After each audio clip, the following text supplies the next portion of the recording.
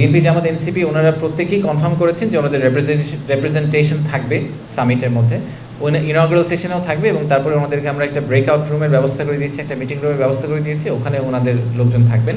আমরা ইনভেস্টরদেরকেও ওনাদের নাম বলে দিয়েছিলাম, অপশন দিয়েছিলাম যে ওনারা যদি বাইল্যাটারালি ওনাদের সাথে দেখা করতে চান তাহলে ওনারা দেখা করতে পারেন। তো সেই ক্ষেত্রে আমরা ওই মিটিংগুলোও আসলে সেট আপ করে দেওয়ার চেষ্টা করছি। আমি যতদূর শুনেছি ওনাদের কাছ থেকে পেরিফেরালি, সেটা হচ্ছে যে ওনারা নিজেরা একটা ভিউ নিয়ে আসছেন যে ওনারা যদি ক্ষমতায় আসেন বা পলিটিক্যাল গভর্নমেন্টে যদি ওনারা অংশ হন তাহলে ওনারা বিনিয়োগ ব্যবস্থাকে কিভাবে দেখছেন, ওনারা আর কি রিফর্ম করবেন বা এখন যে রিফর্মগুলো হচ্ছে এগুলোকে ওনারা কতটা সাপোর্ট করেন এবং বিনিয়োগকে ওনারা কতটুকু প্রাধান্য দেন, এইসব ব্যাপারে ওনারা নিজেদের একটা কমেন্ট্রি তৈরি করেছেন। সেই কমেন্ট্রিগুলো ওনারা ইনভেস্টরদেরকে শেয়ার করবেন। বান্ডেল থাকলে প্রতি সেনমানিতে টাকা বাঁচবে। বিকাশ সেনমানি বান্ডেল কিনে জিতুন প্রতি লেনদেনে।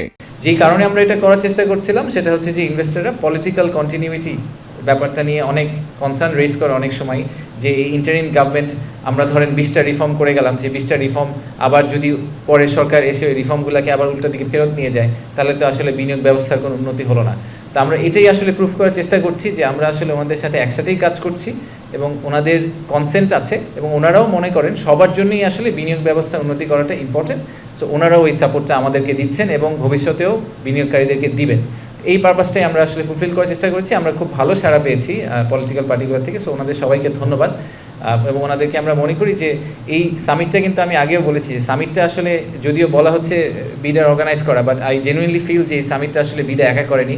অবভিয়াসলি বেজা ইনভলভড, আমাদের যারা পার্টনার অর্গানাইজেশন আছে ইউরোপিয়ান ইউনিয়ন থেকে শুরু করে বিভিন্ন ব্যাংক, বিভিন্ন কনসালটেন্ট, তারা ইনভলভ, তারা ছোটো ছোটো পার্ট অর্গানাইজ করছেন এবং অ্যাট দ্য সেম টাইম আমি বলবো যে প্রাইভেট সেক্টর এবং এই পলিটিক্যাল আউটফিট ওনারা সবাইও কিন্তু আমাদেরকে সময় সময় বিভিন্ন ধরনের রেকমেন্ডেশন, বিভিন্ন ধরনের সাপোর্ট দিয়ে পুরো জিনিসটা অর্গানাইজ করতে হেল্প করেছেন। সো এই সামিটটা আসলে শুধু যদিও বিডার লোগোটা যাচ্ছে, বাট আমি জেনুইনলি ফিল করি যেটা আমাদের দেশের একটা collective effort to showcase the investors.